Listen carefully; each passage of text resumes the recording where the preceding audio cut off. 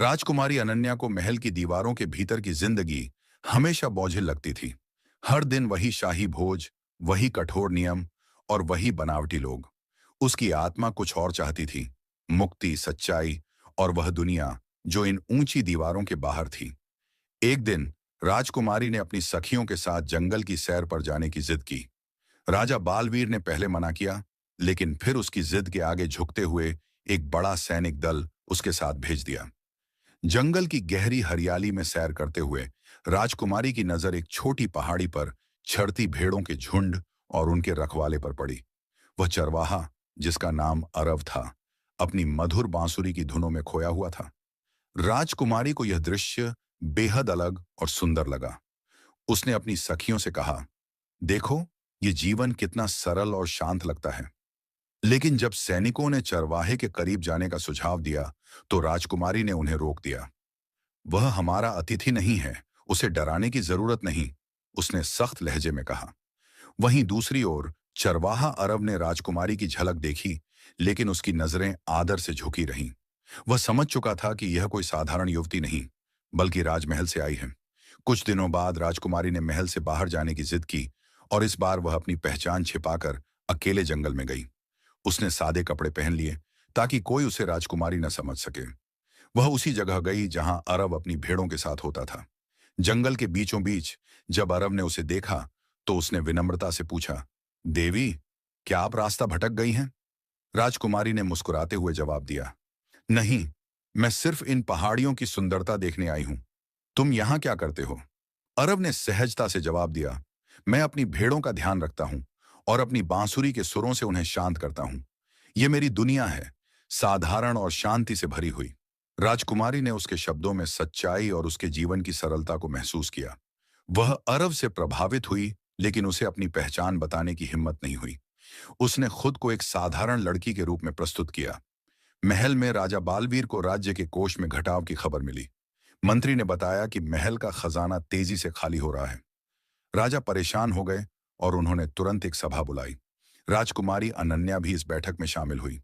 राजा ने कहा, हमारे राज्य में या तो चोरी हो रही है, या हमारी योजनाओं में कोई गंभीर चूक है। हमें तुरंत समाधान खोजना होगा। मंत्री ने सुझाव दिया, राजा साहब, हमें गांवों का दौरा करना चाहिए। वहां के लोगों से उनकी समस्याएं और जरूरतें जाननी होंगी। शायद इस समस्या की जड़ वहीं हो। राजकुमारी ने मौका पाकर कहा, पिताजी, मुझे भी इस दौरे पर जाने दीजिए। मैं देखना चाहती हूं कि हमारे राज्य के लोग कैसे रहते हैं। राजा बालवीर ने पहले हिचकिचाते हुए अनुमति दी, लेकिन यह तय किया कि राजकुमारी पर नजर रखने के लिए सैनिकों को भेजा जाएगा। इस दौरे पर राजकुमारी को गांवों की असली तस्वीर दिखाई दी। गरीबी, भूख और लोगों की कठिनाइयों ने उसे झकझोर दिया। वहीं उसने अरब को फिर से देखा, जो एक गांव के बच्चों को पढ़ा रहा था। उसकी सादगी और दूसरों के लिए करुणा ने उसे और अधिक प्रभावित किया। लेकिन इस बार महल के मंत्री ने भी अरब पर ध्यान दिया। मंत्री ने राजा को बताया, इस चरवाहे का प्रभाव गांव के लोगों पर गहरा है। वह उनकी बात सुनता है और उन्हें प्रेरित करता है। लेकिन क्या यह हमारे लिए खतरा बन सकता है? राजा ने गहराई से सोचते हुए कहा, अगर कोई हमारे राज्य की एकता को चुनौती दे रहा है, तो उसे रोकना होगा। हमें यह चरवाहा कौन है और उसकी मंशा क्या है, जानना होगा। जंगल के उसी शांत कोने में राजकुमारी अनन्या ने अब अरब से बार बार मिलने का बहाना ढूंढ लिया। हर कुछ दिनों में वह साधारण वेशभूषा में महल से निकलती और भेड़ों के झुंड के पास जाकर बैठ जाती। शुरुआत में अरब ने उससे ज्यादा सवाल नहीं किए। वह विनम्रता से अपनी बांसुरी बजाता और कभी-कभी उसके सवालों के जवाब दे देता। राजकुमारी भी धीरे धीरे उसकी सरल बातों और शांत स्वभाव से प्रभावित होने लगी। एक दिन जब राजकुमारी ने पूछा, तुम इतना खुश कैसे रहते हो? तुम्हारे पास तो कोई धन दौलत भी नहीं है। अरब मुस्कुराया और बोला, धन दौलत खुशियां नहीं देती। मेरे पास मेरी भेड़ें हैं, ये पहाड़ियां हैं और शांति है। बस यही काफी है। राजकुमारी उसकी सादगी पर मुस्कुराई और बोली, तुम्हारी बातें सुनकर मुझे लगता है कि मैं भी अपनी दुनिया से भागना चाहती हूँ। वहां सब कुछ दिखावे का है। अरब ने ध्यान से उसकी बात सुनी, लेकिन वह यह समझ नहीं सका कि उसकी दुनिया कितनी अलग है। कुछ ही मुलाकातों में दोनों की बातचीत ज्यादा सहज हो गई। अरब ने उसे चरवाहों की जिंदगी के छोटे छोटे पहलुओं के बारे में बताया। उसने राजकुमारी को अपनी भेड़ों के नाम भी बताने शुरू कर दिए और यह भी कि कैसे हर एक की आदतें अलग हैं। एक दिन उसने राजकुमारी को बांसुरी पकड़ाई और कहा, तुम भी इसे बजाने की कोशिश करो। राजकुमारी ने हंसते हुए कहा, मैं यह कभी नहीं कर पाऊंगी। कोशिश तो करो, अरब ने कहा। राजकुमारी ने बांसुरी बजाने की कोशिश की, लेकिन उससे सिर्फ एक अजीब सा सुर निकला। अरब ने हंसते हुए कहा, चलो, तुमने कोशिश तो की, बस अभ्यास की जरूरत है। महल में राजा बालवीर अब राज्य के खजाने और प्रजा की स्थिति को लेकर चिंतित थे। मंत्री ने सुझाव दिया, हमारे खजाने में जो कमी आ रही है वह या तो किसी बड़े षड्यंत्र का हिस्सा है या हमारी व्यवस्था में कोई गंभीर गड़बड़ी है। हमें इसका हल ढूंढना होगा। राजा ने पूरे राज्य के गांवों का निरीक्षण करने का आदेश दिया। इसके लिए उन्होंने विशेष अधिकारी नियुक्त किए और कहा, हमें हर गांव के आंकड़े चाहिए। अगर कोई समस्या है तो हमें तुरंत समाधान करना होगा। राजकुमारी ने यह सब सुना, लेकिन उसका ध्यान जंगल की ओर ज्यादा रहता। वह हर बार बहाना बनाकर जंगल जाने की कोशिश करती। एक दिन जब राजकुमारी जंगल पहुंची तो अरब ने उससे कहा, तुम हर बार यहां क्यों आती हो? तुम्हारी अपनी कोई दुनिया नहीं है? राजकुमारी ने जवाब दिया, मेरी दुनिया बहुत जटिल है। यहां आकर मुझे सुकून मिलता है। अरब ने धीरे से कहा, हर किसी को अपनी दुनिया का सामना करना चाहिए। भागने से सुकून नहीं मिलता। राजकुमारी उसकी बातों में खो गई। उसने सोचा कि यह साधारण चरवाहा कितनी बड़ी बड़ी बातें कर सकता है। महल में राजा ने अपनी जांच तेज कर दी। उन्होंने गुप्तचरों को भेजकर यह पता लगाने का आदेश दिया कि खजाने में कमी का असली कारण क्या है। इस बीच मंत्री ने एक और बड़ी समस्या की ओर ध्यान दिलाया। गांवों में एक नया नाम उभर रहा है, अरब नाम के चरवाहे का। लोग उसकी बातें सुनते हैं और उसकी सराहना करते हैं। हमें यह देखना होगा कि क्या वह हमारी सत्ता के लिए खतरा बन सकता है। राजा ने आदेश दिया, इस चरवाहे की हर गतिविधि पर नजर रखी जाए, लेकिन ध्यान रहे उसे यह एहसास न हो कि हम उसकी जांच कर रहे हैं। राजकुमारी और अरब की दोस्ती गहराती जा रही थी। अरब अब राजकुमारी को अपने दोस्तों के बारे में बताने लगा और उसे गांव के छोटे त्योहारों की कहानियां सुनाने लगा।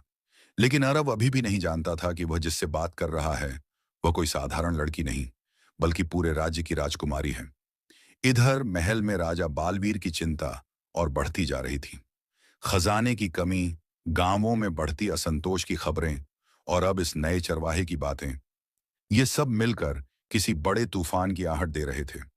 जंगल की ओर जाते हुए राजकुमारी अनन्या ने एक बार फिर साधारण ग्रामीण वेशभूषा धारण की। वह हल्के भूरे रंग की साड़ी पहने, सिर पर एक साधारण कपड़ा लपेटे और पैरों में सादे चप्पल पहने निकली। उसकी शाही पहचान इस साधारण वेशभूषा के नीचे पूरी तरह छिप गई थी। राजा बालवीर ने उसकी सुरक्षा के लिए सैनिकों को पीछे लगाया था, लेकिन राजकुमारी की चतुराई से साधारण ग्रामीण लड़की जैसा व्यवहार करने के कारण सैनिक उसे पहचान नहीं पा रहे थे। वह जंगल में अरब से मिलने के लिए आसानी से निकल गई। जैसे ही वह अरब के पास पहुंची, अरब भेड़ों के झुंड के साथ बैठा बांसुरी बजा रहा था। उसकी बांसुरी की धुन हमेशा की तरह मधुर और शांति देने वाली थी। राजकुमारी ने उसे देखकर मुस्कुराते हुए कहा, तुम्हारी बांसुरी हर बार मुझे यहां खींच लाती है।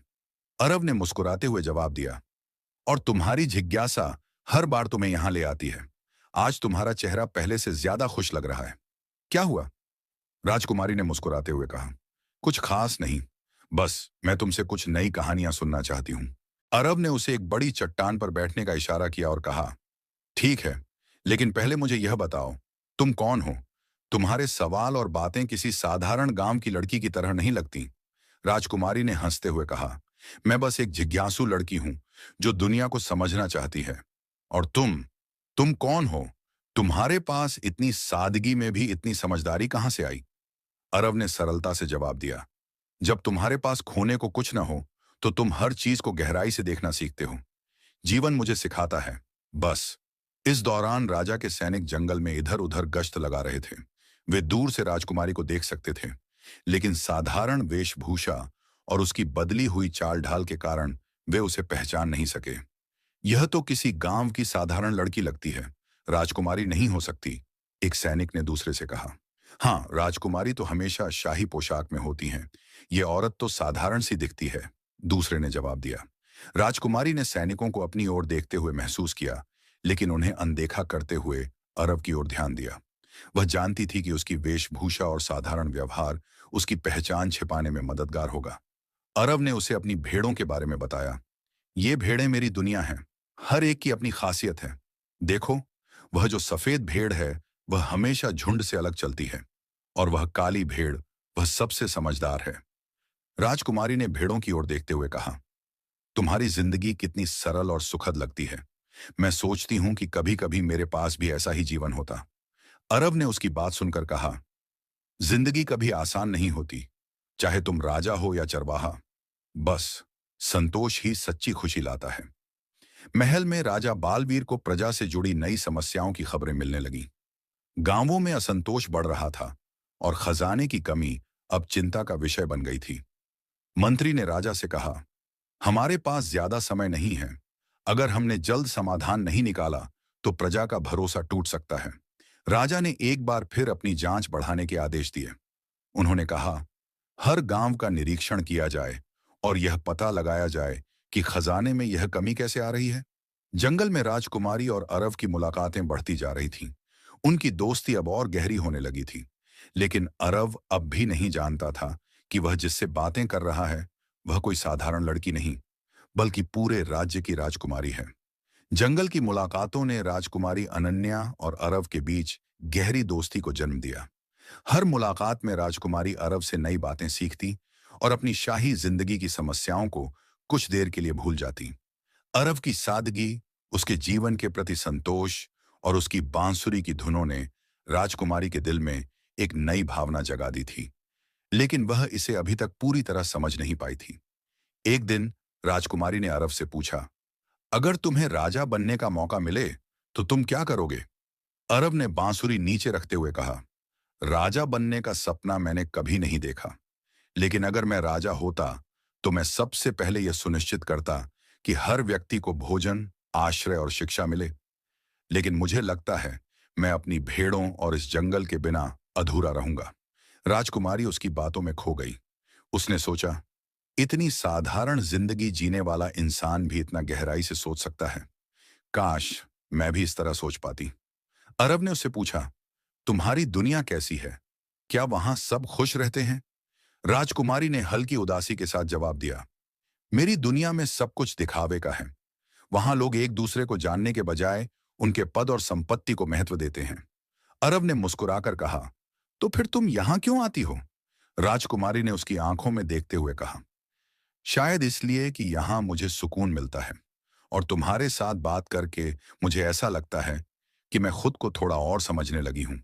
उनकी मुलाकातें अब ज्यादा लंबी होने लगी थीं। राजकुमारी और अरव के बीच एक अजीब सा खिंचाव महसूस होने लगा था। एक दिन जब सूरज ढल रहा था और जंगल की रोशनी सुनहरी हो गई थी, अरव ने अचानक कहा, तुम्हारी हंसी इस जंगल के हर फूल से ज्यादा खूबसूरत है। राजकुमारी थोड़ा चौंकी, लेकिन फिर मुस्कुरा दी। तुम्हारे शब्द हमेशा इतने खास क्यों लगते हैं? उसने पूछा। अरव ने जवाब दिया, शायद इसलिए कि तुम्हारे साथ बातें करना मेरी बांसुरी बजाने से भी ज्यादा सुकून देने वाला है। उनकी आंखें मिलीं और दोनों के बीच एक अनकही भावना ने जन्म लिया। महल में राजा बालवीर को गुप्तचरों से खबर मिली कि जंगल के पास एक साधारण ग्रामीण लड़की अक्सर जाती है। लेकिन यह लड़की कौन है, यह अभी तक पता नहीं चल पाया। मंत्री ने राजा से कहा, हो सकता है कि यह कोई साधारण बात न हो, हमें इसे गंभीरता से लेना चाहिए। एक शाम जब राजकुमारी अरव के पास पहुंची तो उसने देखा कि अरव किसी गहरी सोच में है। उसने पूछा, क्या हुआ? तुम इतने चुप क्यों हो? अरव ने कहा, मैं सोच रहा हूं कि अगर मैं तुमसे कभी न मिल पाऊं तो क्या होगा। राजकुमारी चौंकी। ऐसा क्यों सोच रहे हो? उसने पूछा। अरव ने धीरे से कहा, क्योंकि मुझे लगता है मैं तुम्हें पसंद करने लगा हूं। तुम्हारे बिना यह जंगल खाली लगने लगा है। राजकुमारी ने उसकी आंखों में देखा। उसकी सादगी और सच्चाई ने उसे गहराई तक छू लिया। उसने पहली बार अपने दिल की बात कही, अरव, मुझे भी ऐसा ही लगता है, लेकिन मेरी जिंदगी बहुत जटिल है। मैं तुम्हें यह सब अभी नहीं समझा सकती। अरव ने मुस्कुराते हुए कहा, तुम्हारी सच्चाई मेरे लिए काफी है, मैं इंतजार कर सकता हूं। राजकुमारी और अरव का प्यार अब गहराने लगा था, लेकिन राजकुमारी की पहचान अभी भी छिपी थी। राजा के गुप्तचर उनकी हरकतों पर नजर रखने लगे थे। जंगल की सुनहरी शाम में राजकुमारी अनन्या और अरव एक चट्टान के पास बैठे थे। आसमान नारंगी रंग से रंगा हुआ था और अरब की बांसुरी की धुन चारों ओर गूंज रही थी। राजकुमारी की आंखें दूर पहाड़ियों पर टिकी थीं, लेकिन उसका ध्यान अरब पर था। उसने कुछ देर चुप रहने के बाद कहा, अरब, तुम्हारे साथ रहकर मुझे ऐसा लगता है कि मैं अपनी असली पहचान खोज रही हूं। मैं नहीं जानती ये कैसा एहसास है, लेकिन यह मुझे बार बार तुम्हारे पास खींच लाता है। अरब ने बांसुरी नीचे रख दी और उसकी ओर देखते हुए कहा, मैं भी कुछ दिनों से यही महसूस कर रहा हूं। तुम्हारी मौजूदगी ने मेरी साधारण दुनिया में रंग भर दिए हैं। मैं तुम्हारे बिना अब इस जंगल की कल्पना नहीं कर सकता।